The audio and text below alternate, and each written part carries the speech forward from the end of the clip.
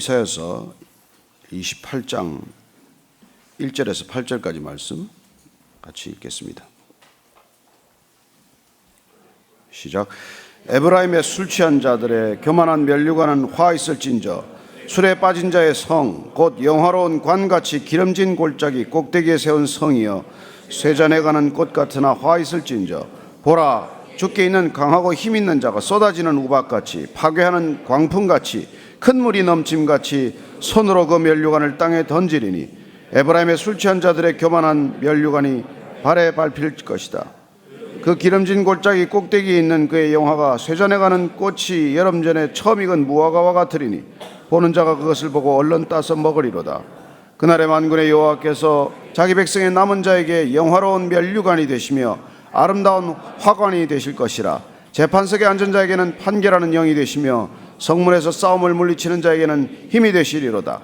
그리하여 너희들은 포도주로 말미암아 옆걸음치며 독주로 말미암아 비틀거리며 제사장과 선지자도 독주로 말미암아 옆걸음치며 포도주에 빠지며 독주로 말미암아 비틀거리며 환상을 잘못 풀며 재판할 때 실수하나니 모든 상에는 토한 것 더러운 것이 가득하고 깨끗한 곳이 없도다. 아멘. 13장부터 27장까지 이사야서는 열방 10개국에 대한 10나라에 대한 멸망과 심판을 예언했습니다. 이제 다시 이사야 예언은 그 모든 예언이 궁극적으로 누구를 일깨우기 위한 것인지를 다시 한번 이 에브라임에 대한 예언을 통해서 말씀해 주고 계십니다. 결국은 인근 국가들이 망한다, 기대지 말아라 하는 것도 결국은 이스라엘을 위한 예언의 일환이었고, 이제 북이스라엘에 대한 멸망의 예언 또한 궁극적으로 남유다에 대한 하나님의 경고이라는 것이죠. 성동격서라는 말이 있습니다. 소리는 동쪽에서 나지만은 서쪽을 치고자 하는 그런 하나의 전략의 일환을 이름이지만은 하나님께서 주변에 대한 심판의 얘기, 열방들에 대한 그런 파멸의 얘기들을 계속 듣게 하는 이유는 그 파멸이 남의 일이 아니라는 것이죠. 우리는 어떤 일이 있건 어떤 말을 듣건 저게 무슨 말인가, 무슨 뜻인가, 무슨 사건인가 이걸 해석하는 까닭은 나하고 어떤 연관이 있느냐, 이걸 우리가 깨닫기 위한 것 아니겠습니까? 궁극적으로 우리가 그걸 깨닫지 못하면 그냥 귓등으로 흘려듣고 마는 것이죠. 그 많은 성경을 읽고 그 많은 성경의 말씀을 알아도 그게 나하고 상관이 없으면 한낱 지식에 불과하면 무슨 소용이 있겠습니까? 그러나 단 한마디 말씀을 들어도 그 말씀을 내게 주는 말씀으로 듣는 사람은 변화가 일어나지만, 저게 나하고 무슨 상관이 있느냐고 살아가는 사람은 무슨 말을 듣든지 아무 변화가 없어요. 이렇게 이웃 나라들에 대한 파멸의 얘기, 멸망의 얘기, 심판의 얘기를 듣게 하시는 까닭은 이스라엘을 변하도록 하고자 하는 하나님의 간절한 마음이고, 북이스라엘에 대한 전조를 통해서 남유다가 어떻게 돌이켜야 할지에 관한 그런 말씀을 하고 계신 것이죠. 그게 선지서, 예언서의 목적이지만은, 그러나 그걸 읽어도 소용없는 것들을 볼 때 참으로 우리의 가슴이 답답해지는 것입니다. 그래서 오늘 28장 1절은 에브라임에 관한 얘기로 시작이 됩니다. 1절 한번 다시 읽겠습니다. 시작. 에브라임의 술 취한 자들의 교만한 면류관은 화 있을진저 술에 빠진 자의 성 곧 영화로운 관같이 기름진 골짜기 꼭대기에 세운 성이여 쇠잔에 가는 꽃 같으나 화 있을진저. 화 있을진저, 화 있을진저. 화가 있을 것이다. 어려움이 닥칠 것이다. 에브라임이요. 에브라임은 잘 아시는 대로 여러분 12지파 가운데 북이스라엘을 대표하는 10지파의 대변자적인 이름이죠. 남지파는 유다지파라고 부르고, 이스라엘이 쪼개지면서 10지파를 대변하는 이름으로 에브라임 지파, 용맹하고 그리고 담대한 그런 지파였기 때문에 그 이름을 붙여서 이스라엘의, 북이스라엘의 대명사처럼 그렇게 된 것이죠. 그리고 또한 그들은 사마리아 성을 나라의 수도로 삼았기 때문에 사마리아 하면은 또한 북이스라엘을 지칭하는 것입니다. 그러니까 우리가 예루살렘 하면 남유다지만 사마리아, 에브라임 하면은 이건 북이스라엘 열지파를 이름하는 것이죠. 솔로몬의 결국 마지막에 나라가 쪼개짐으로 인해서 남북으로 쪼개짐으로 인해서 그렇습니다. 지금 이스라엘의 남북이 쪼개졌다는 것, 우리가 지금 남북으로 나뉘어져 있는 것 뭐가 다릅니까? 한 민족인데 그렇게 쪼개져서 그렇게 갈등하는 민족이 되고 만 것이죠. 우리는 어떻게 보면 이스라엘의 역사보다 정말 우리 한국의 역사하고 비교해 볼 때 너무나 흡사한 게 많아요. 지정학적으로 보나 민족의 어떤 고난을 통해서 보나. 그리고 우리가 성경을 유독 우리가 가깝게 여겨야 할 이유이기도 합니다. 그렇습니다. 북이스라엘이 멸망한다는 거예요. 결국은 이 예언은 말이죠, 722년 BC 722년에 망하기 직전의 예언이에요. 술 취한 자들의 교만한 면류관, 이게 꼭 에브라임을 다시 지칭하는 말입니다. 술에 취해서 그 면류관을 쓰고 있는 모습이 얼마나 가관이겠습니까? 술에 빠진 자의 성, 이곳 사마리아 성을 말합니다. 영화로운 간같이 기름진 골짜기 꼭대기에 세운 성이요. 그 사마리아 성은 높은 데 세웠지만 이 성은 원래 그 샤멜인가 하는 사람의 땅을 이걸 사가지고 거기에다가 이게 이렇게 넓혀서 도성을 만든 것이죠. 그래서 셔물론이라고 불리다가 이게 헬라식 발음으로 사마리아, 라틴어 발음이 가미되면서 이렇게 이름이 바뀌었다고 합니다. 어쨌건 이 지역이 그렇게 국가가 융성하면서 나름대로 굉장히 큰 부를 축적을 했어요. 문제는 부가 쌓이는 것입니다. 개인이나 한 조직이나 한 회사나 한 나라나 부가 쌓일 때 이 부를 어떻게 관리하느냐, 이게 늘 화근이에요. 여러분, 회사도 돈 적자날 때는 똘똘 뭉쳐 있습니다. 어떻게든지 회사가 흑자로 전환해야 될 거라고 힘을 합치지만 회사가 흑자가 되기 시작하면 나뉘어지기 시작을 해요. 그 흑자의 몫을 어떻게 써야 하느냐, 누가 나눠야 하느냐, 그거 가지고 싸우다가 결국은 회사가 정말 망하는 데까지 이르지 않습니까?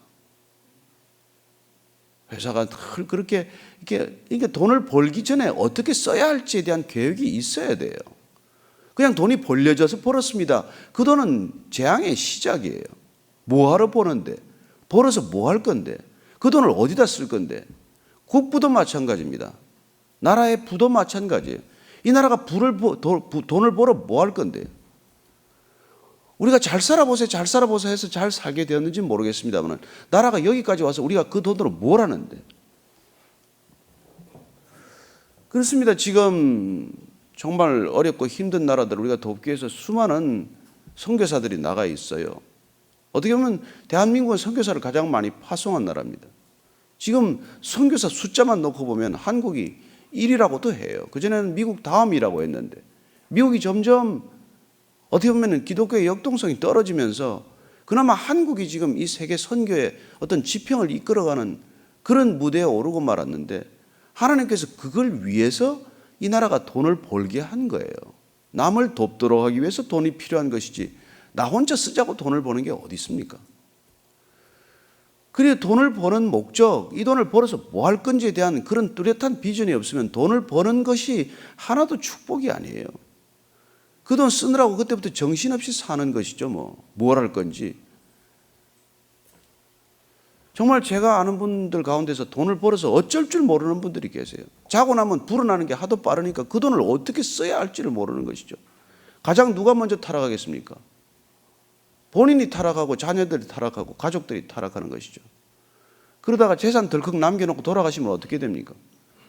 어느 집에 그 집이 그렇게 화목한 집이 있습니까? 그 재산 분배 때문에 싸움 안 난 집이 어디 있습니까? 그래요. 그 돈을 어디다가 어떻게 정말 환원하고 사회에 돌리고 갈 것인지에 대한 뚜렷한 계획이 없었기 때문에 결국 재산을 관리할 수 없는 자녀들에게 그 재산을 물려주다가 자녀들을 망치는 지름길 아닙니까? 돈을 다룰 수 없는 사람한테 돈을 주는 게 얼마나 큰 무서운 재앙입니까? 칼 못 쓰는 사람한테 칼 주는 것보다 위험한 일이 어디 있습니까? 마찬가지죠.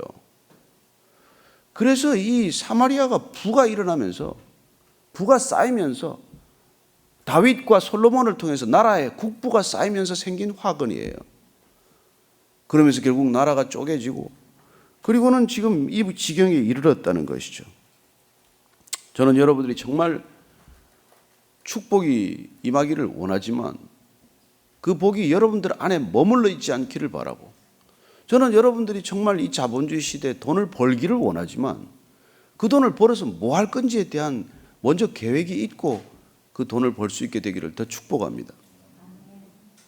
쓸 데가 있을 때 돈을 벌면 좋지 않습니까? 쓸 데가 뭔지도 모르고 돈을 벌면 그걸 어떻게 쓸 텐데. 아이고 목사님 그걸 걱정하지 마십시오. 나는 없습니다. 그렇게 말하면 그것도 안 돼요. 목적이 있으셔야죠. 목적이 이끄는 삶을 사셔야죠. 제가 그 아는 젊은이가 한 분 있는데 석 달 동안 해봤는데 막 이게 10kg가 빠진 거예요. 어떻게 이렇게 뺐냐 그랬더니 목표를 세웠다는 거예요.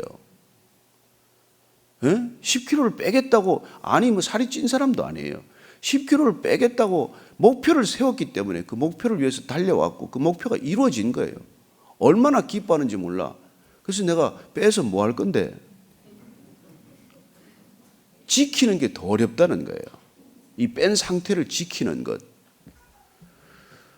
그렇습니다. 우리가 뭔가 지킨다는 게 이게 쉬운 일이 아니란 말이에요. 물론 뭐 그 자매는 미혼이니까 결혼이 또 생기겠죠. 그렇지만 우리가 목표를 가져야 삶이 전체적으로 방향이 생기는 것이고, 그리고 그 목표를 이루었을 때 정말 그 이루어진 열매나 결과를 가지고 우리가 어떤 일을 할 것인지에 대한 그런 지혜로움이 있어야 한다는 것이죠. 그때 그런 목표가 없었기 때문에 이런 일을 겪게 됩니다. 2절입니다. 시작. 보라, 주께 있는 강하고 힘 있는 자가 쏟아지는 우박같이 파괴하는 광풍같이 큰 물이 넘침같이 손으로 그 면류관을 땅에 던지리니, 술 취한 사람이 쓰고 있던 그 면류관은 그냥 땅에 짓밟혀 되고만 한다는 것입니다. 그래서 에브라임의 술 취한 자들의 교만한 면류관이 발에 밟힐 것이라. 그렇습니다. 그렇게 쓰고 있던 면류관이 땅에 짓밟히고 만다고 말하는 것이죠.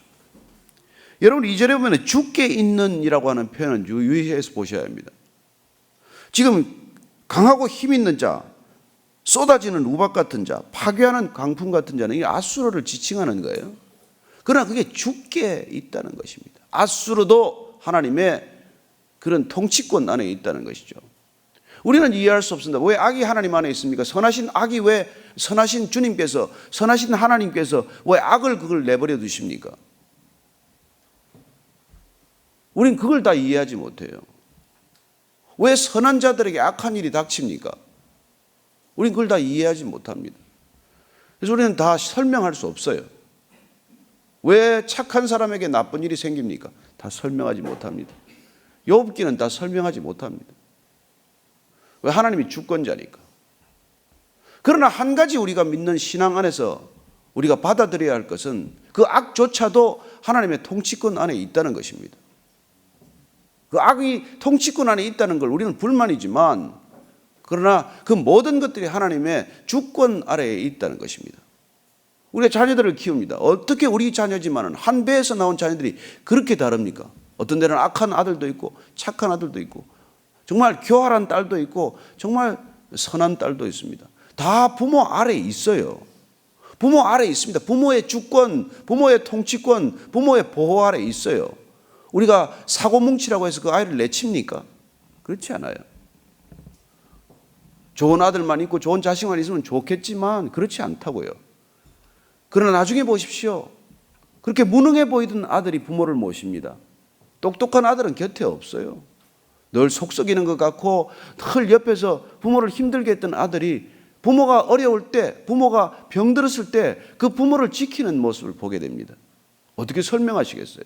그렇게 똑똑하고 그렇게 기대를 걸었던 아들은 멀리 떠나버리고 그 가정이 풍비박산이 나고 그런 걸 우리가 보지 않습니까? 그래요. 부모 아래, 주권 아래 있다는 것, 그와 마찬가지로 하나님의 통치권 안에다 있다는 거예요. 아수르건 바벨론이건 러시아건 중국이건 미국이건 일본이건 북한이건 하나님의 주권 안에 있다. 이게 우리의 믿음이에요.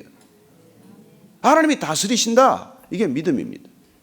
중요한 것은 우리가 이 모든 상황 가운데 우리는 지금 어떻게 하나님과 관계 맺고 있냐. 이게 더 중요하다는 거예요. 그 관계가 무너지면 하나님께서는 힘 있는 자, 우박 같은 자, 광풍 같은 자를 가지고 우리가 그렇게 우상처럼 섬기고 있는 것들을 쓸어버리겠다는 것이죠. 우리가 쓰고 있는 면류관을 땅에 밟히게, 짓밟히게 하겠다고 말씀하고 계십니다. 그 기름진 골짜기 꼭대기에 있는 그의 영화가 세잔에 가는 꽃이 여름 전에 처음 익은 무화과와 같으니 보는 자가 그것을 보고 얼른 따서 먹으리로다. 히스기야가 죽을 병에 걸렸다가 하나님께서 15년 더 살려줍니다. 조금 더 살려달라 살려줬더니 그 아람에서 온 왕에게 자기 곡간을 열어서 다 보여줍니다. 결국 빼앗기고 마는 어리석음을 보는 것이죠. 더 주님의 붙들려야 할 사람들이 주님을 떠나서 가지고 있는 것들에 취했다가 그것마저 다 빼앗긴다는 얘기죠. 저는 하나님께서 축복해 주실 때 겸손하게 그게 내가 누리는 것들이 아니라 부족한 자들을 위해서 누리도록 할 때 하나님께서는 그 불을 지키게 하시지만 그러나 그걸 내가 붙들고 어쩔 줄 모르면 결국 그것 때문에 어려움을 겪게 된다는 것이죠. 5절 6절 읽습니다. 시작. 그날에 만군의 여호와께서 자기 백성의 남은 자에게 영화로운 면류관이 되시며 아름다운 화관이 되실 것이라. 재판석에 앉은 자에게는 판결하는 영이 되시며 성문에서 싸움을 물리치는 자에게는 힘이 되시리로다. 그러나 그런 어려움, 그런 심판의 날에도 자기 백성의 남은 자에게는 하나님 당신 자신이 면류관, 아름다운 화관이 되실 것이라고 말합니다. 저는 여러분들의 손으로 만든 그런 화관이 아니라, 면류관이 아니라 하나님께서 씌워주시는 면류관을 쓰시기를 축복합니다.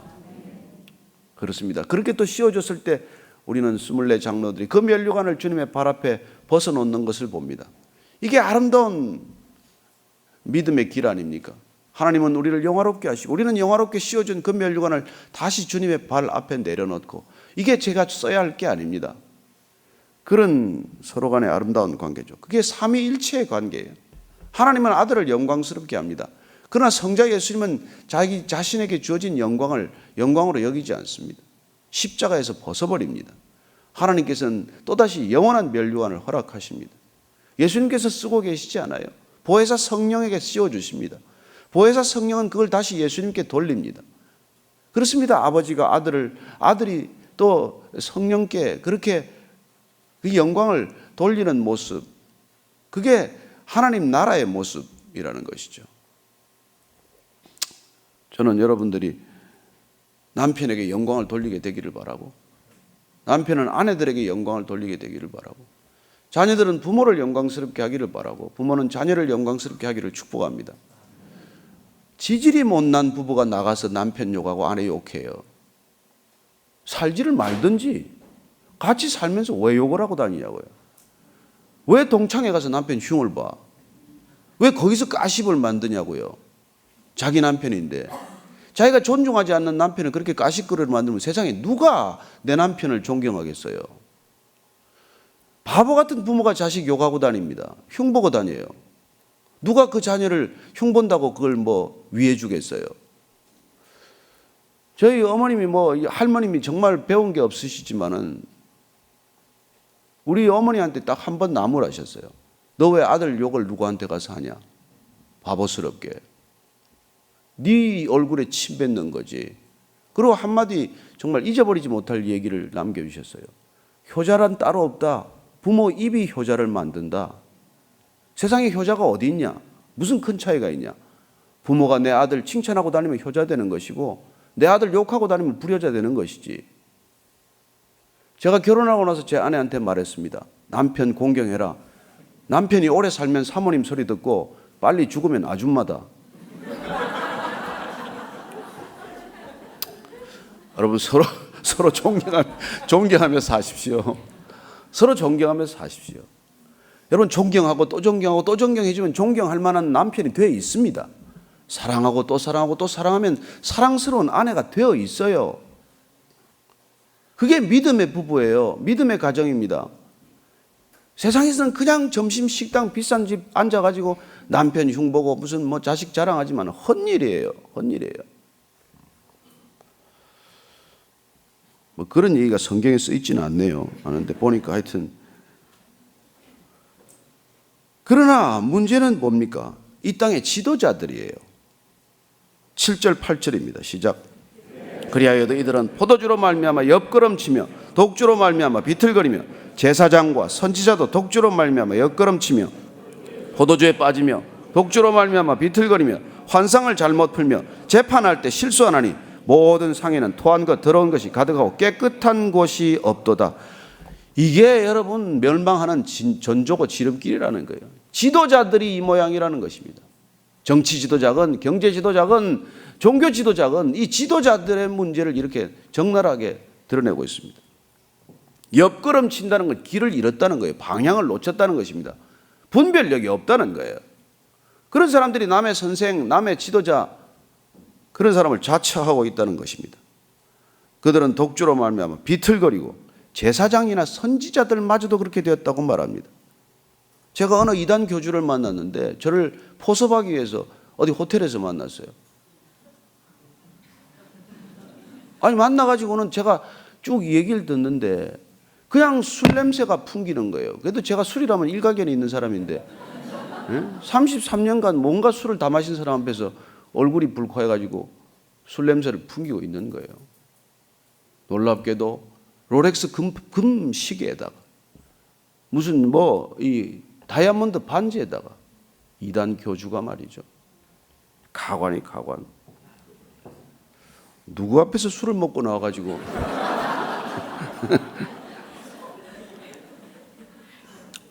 참. 이 술 취한 세상이 큰일입니다. 선교사들이 처음 와가지고 왜 술 먹지 말라고 했냐면 대낮에 술 취해 다니는 나라가 그날 와서 충격을 받은 거예요. 이 선교사들이. 어떻게 해서 이 조선 땅에는 이렇게 대낮부터 술 취해서 이러고 다니고 고함을 지르고 아내를 때리고 무슨 이런 나라가 다 있나. 이 술 먹어가지고는 절대로 이게 복음화가 안 되겠구나. 그래서 그냥 술, 담배에 대해서 그렇게 심각한 조치를 내렸는데 문제는 또 술만 안 마시면 착한 그리스도인인 줄 알아. 몰래 술은 마시면서 거짓말하고 사기치면 무슨 크리스찬입니까? 그러나 중요한 것은 이 술 취한 사회만은 안 된다는 거예요. 정말 술에 대한 거. 여러분 대한민국 남자들 99%는 술 때문이에요. 대한민국이. 범죄 중에도 얼마나 많은 범죄가 술 때문에 일어나는지 모릅니다. 술만 먹습니까? 옛날에 주색 잡기라는 말이 있지 않습니까? 꼭 거기 뭐가 따라가요. 그래서 이 술 취한 사회는 정말 그러나 사실 술 안 취하면 어떻습니까? 다른 것에 취한 사람들은 어떻습니까? 가장 사람들이 취하는 게 우리가 술이라고 생각할지 모르지만 사실은 돈에 더 취해요. 자본주의는 돈에 취한 세상입니다. 음란 사회는 성에 취한 세상이에요. 독재는 권력에 취한 세상입니다. 어떻게 보면 술보다 더 심각한 것이고 더 끔찍한 것이죠. 그렇게 취해서 사는 세상, 거기는 보면은 모든 상에 토한 것, 더러운 것, 깨끗한 것이 없다고 말합니다. 여러분 중독 사회는 깨끗하지 못해요. 왜 하나님께서 우리가 거룩하니 너희도 거룩하라고 말씀하십니까? 깨끗할 때 그때 비로소 능력이 나타나는 것이죠. 깨끗할 때 하나님이 임재가 임하는 것입니다. 주님께서는 우리의 금그릇 은그릇 따지지 않습니다. 질그릇이라도 깨끗한 그릇에 밥을 담아주지 금그릇이라도 더러우면 거기다 어떻게 음식을 담습니까? 우리는 금그릇 은그릇에 관심이 많지만 주님은 깨끗한 그릇이냐 그게 관심이 많아요. 저와 여러분들이 날마다 깨끗해지는 방법이 무엇입니까? 말씀으로 채워 넣는 거예요. 우리를 비우는 게 아닙니다. 아무리 비워도 더러운 게 없어지잖아요. 그래서 평생 수양한 사람이 나는 지옥으로 간다 그러고 가는 거예요. 내 죄는 수미산보다 크다 그런 고백을 하는 거예요. 저는 여러분들이 우리 안에 뭐로 채워넣지 않으면 우리 안에 더러운 것이 빠지지 않는다는 걸 기억하십시오. 비우는 게 목적이 아닙니다. 깨끗하게 소지하면 7 귀신 들어와서 또 놀이터가 돼요. 비우는 게 중요한 게 아니라 뭘로 채워넣을 것이냐, 뭘로 우리의 마음을 채울 것이냐, 뭘로 우리가 묵상함으로써 우리의 마음을 붙들어맬 것이냐, 그게 우리의 신앙의 지름길이고 신앙의 바른 길 아니겠습니까? 이 난잡한 세상 누가 지도자입니까? 여러분 지도자 바라보지도 마십시오. 예수님께서 말씀하십니다. 너희는 랍비라 칭함을 받지 마라. 너희 선생은 하나요 너희는 다 형제니라. 왜 우리가 brothers and sisters in Christ입니까? 선생은 없습니다. 땅에 있는 자를 아버지라 하지 말라. 너희의 아버지는 한 분이시니 곧 하늘에 계신 이시니라. 또한 지도자라 칭함을 받지 말라. 너희의 지도자는 한 분이시니 곧 그리스도시니라. 너희 중에 큰 자는 너희를 섬기는 자가 되어야 하리라. 누구든지 자기를 높이는 자는 낮아지고 누구든지 자기를 낮추는 자는 높아지리라. 예수님께서 선생 되지 말라. 아버지 노릇 하려고 하지 마라. 지도자라고 불리지 말아라. 여러분, 나라가 이런데 지금 무슨 정쟁입니까? 적폐청산도 시기간이 있는 것이지. 나라가 지금 이 지경인데 지금 정쟁할 때입니까? 무슨 지도자들이에요? 또 비유로 말씀하시되 맹인이 맹인을 인도할 수 있느냐? 둘이 다 구덩이에 빠지지 않겠느냐? 여러분, 이러다가 구덩이에 다 빠지지 않겠습니까? 그러면 크리스찬들은 어떻게 살라는 얘기예요? 이 교훈의 목적은 청결한 마음과 선한 양심과 거짓이 없는 믿음에서 나오는 사랑이거늘 사람들이 이에서 벗어나 헛된 말에 빠져 율법의 선생이 되려 하나 자기가 말하는 것이나 자기가 확증하는 것도 깨닫지 못하는도다. 디모데를 향한 바울의 권면입니다. 우리나 제대로 깨닫고 우리나 제자리 지키고 우리는 정말 오늘 하루 주님께 부끄럽지 않은 걸음 걷게 되기를 축복합니다. 지도자를 바라볼 일이 아니라 도산 안창호 선생 말씀하십니다. 지도자 없다고 한탄하지 말아라. 내가 지도자 되기를 힘쓰라고 말씀하십니다. 없을수록 여러분들이 지도자가 되는 길 말고 뭐가 있습니까? 여러분들이 선한 영향력을 끼치는 것 말고 무슨 답이 있습니까? 오늘 하루 여기 나오셔서 말씀 붙들고 다시 한번 주께서 함께 인도하는 동행하는 걸음 걸으시면 여러분이 지도자인 줄로 믿습니다. 같이 오늘 그러나 불쌍하게 지도자들을 위해서 기도해야 합니다. 정쟁 좀 그만 그치게 하소서. 나라나 좀 제대로 지키게 하소서. 세금 받으면 좀 합당하게 쓰게 하소서. 그렇게 한번 오늘 나라의 지도자들, 술 취한 지도자들, 방향 잃은 지도자들, 비틀거리는 지도자들 위해서 한번 기도하십시다. 같이 한번 기도하겠습니다. 하나님 아버지, 저들이 지도자라 치감을 받기를 원하고 그렇게 높은 자리 가기를 원하고 식당에 앉으면 한가운데 자리에 앉기를 좋아하지만 주님, 정말 낮은 자를 섬기는 지도자들 되게 하시고 나라와 민족을 위해서 정신 차리게 하시고 지금 구덩이에 다 빠지게 생겼는데 서로 싸울 틈이 어디 있습니까? 주님, 제발 정신 좀 차리게 해주십시오. 저희들도 깨어나게 해주십시오. 교회를 다닌다고 하면서도 비틀거리고 다니고 방향을 잃고 다니고 정신없이 다니지 않게 하시고 하나님, 우리가 교회되어 주님과 함께 정말 주의 나라 영광을 드러내는 진정한 주의 자녀들 되게 하여 주옵소서. 하나님 아버지, 지도자 없음을 한탄하지 않게 하시고 하나님, 우리의 자녀들이 지도자처럼 굳건히 세워지게 하여 주옵소서. 이제는 십자가에서 참 지도자 상을 보여주신 우리 구주 예수 그리스도의 은혜와 아버지의 사랑과 성령의 인도하심이 이 어려운 시대에 모든 다툼과 모든 증오와 모든 원수 갚는 것을 그만두고 미래를 향하여 함께 걷기로 결단한 이 자리에 고개 숙인 성령의 형제 자매들 위해 지금부터 영원까지 함께 하시기를 간절히 축원하옵나이다. 아멘.